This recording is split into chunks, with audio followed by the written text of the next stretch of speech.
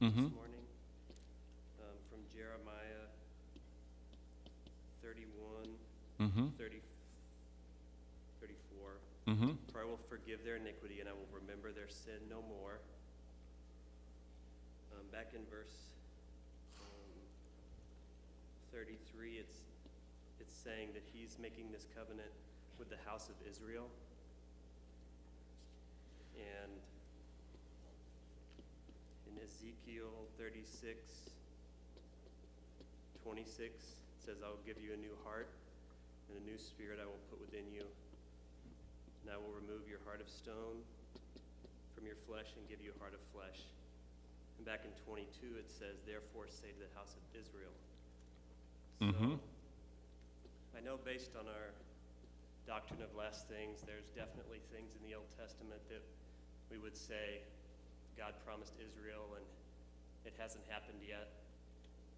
So basically, how do we know that these two passages, or just any passage when it says this is to Israel, how do we know when it can also apply to us? What a good question. How come, did you guys stay awake at night trying to get my favorite questions? I will give the short of that. That is a perfect, what Nate just asked is what has spawned this conflict between covenant theology and dispensational theology. How do you have Ezekiel 36 and Jeremiah 31, which was written, as Nate just said, to the house of Israel? How do you have that applied to the church? You have two ways. By the way, I'll give you why we do it. Look at Matthew 26:26 and see, I'm not sure if that's exactly right, but it's close. Look at Matthew 26. Actually, no, it's 28. Jesus, and it's not just there, I was just giving you a tag. In Matthew 26:28, looked at the disciples who were, he had commissioned to be the apostles of his church. And he told them that his blood on the cross was the blood of the, what does verse 28 say? New covenant. So what Jesus did is, he gave to the church at communion, right here in Matthew 26, he gave them the spiritual benefits of the new covenant. But he never removed the fact that the original primary purpose of the new covenant is with the house of Israel. Because the new covenant has a lot of parts to it. That's right in here when it says everyone's going to know and all this stuff. It's huge. The new covenant's huge. So what the covenant theologians do is they don't like this conflict, Ezekiel 36 and Jeremiah 31. So what they do is they move the church all the way back to Eden, and they say everybody's in the church that's ever believed. And that, by the way, is true. But everybody is in the body of Christ that's ever been saved. But what they say is there's no ethnic future promise for the genetic descendants of Abraham. And so all these promises to Israel is replaced. They rejected Christ, and all of the promises go to the church. Now that's how the covenant theologians use Jeremiah 31 and 36, because they say the church took Israel's place. That's not a good hermeneutic, because Jesus only told them that they were partaking in the benefits of his shed blood, not his promises that he made to Israel. You know, there's a lot of things God promised Israel that have never happened. So either he's unable to keep his word, or we're mistaken what he said. Jesus never said this, because at the end when, and by the way, I'll show you another thing, and then I'll finish this up. Look in Acts 1, Nate, because see, the way that you see this is, the people closest to Jesus, look at what the disciples said. when are you gonna do all your where is that? When are you gonna do all your promises? Verse 6, Acts 1:6. The people that were around Jesus most, they said, when are you going to come and restore the kingdom?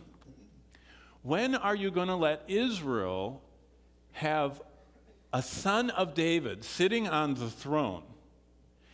In Acts 1:6, there had been no son of David sitting on the throne for 600 plus years. They said, when are you going to do all the promises that have never been fulfilled for Israel? They were apostles. This is after the resurrection. This goes back to Brian's question. The apostles were pre-millennial, pre-tribulationists. Paul was too. And they're saying, when is all this stuff to Israel? And how tragic that St. Augustine can say, sorry guys, you got it wrong. And Calvin can say, no future for Israel. And Luther can say, kill all the Jews. There's no future for them. When the apostles, they said, when are you going to put a son of David on the throne and do all that stuff you said in Ezekiel and all this in Jeremiah? So, to answer your question, Nate, the new covenant has two parts. It has a physical blessing. Let me put in a new. The new covenant has two parts. It has all kinds of physical blessings that are tied to the Abrahamic covenant, land, physical blessings, all kinds of stuff.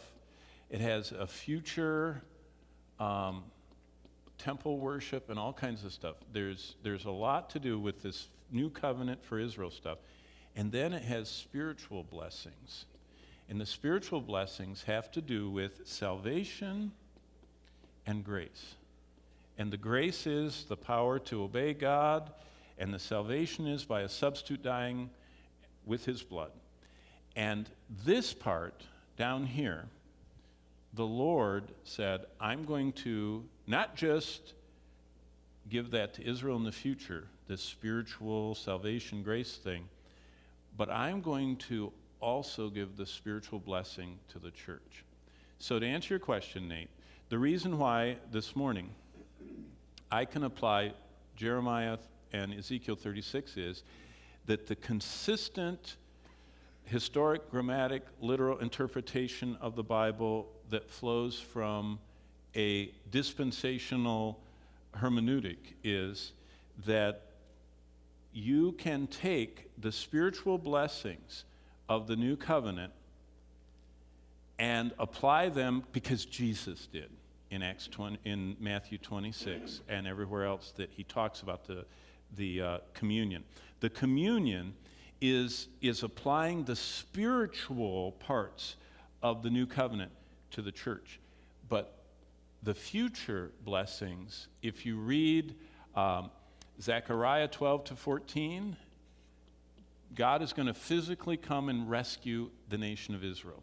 If you read Romans 9-11, by the way, Paul talks deeply about the future plan. And basically what the Apostle Paul said is this. He said, here's the ground, here's the tree of God's blessing, here are the roots.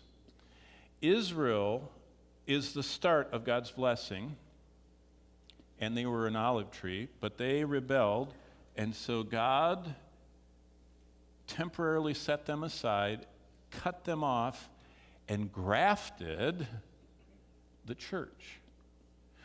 The Bible, Paul said, watch out, Gentiles. You are grafted into read Romans 9-11. It's fascinating. Israel is the roots and the stump.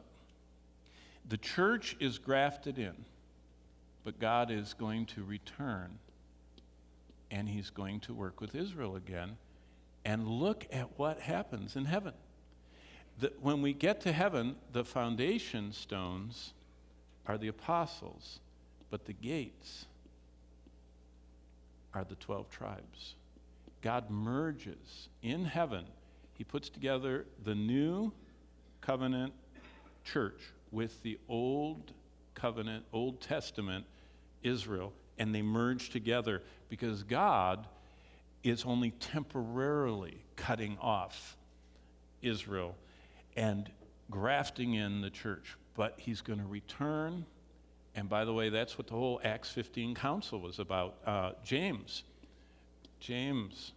the first pastor in Acts 15 says, God's going to return and rebuild the broken, fallen down foundations of Israel.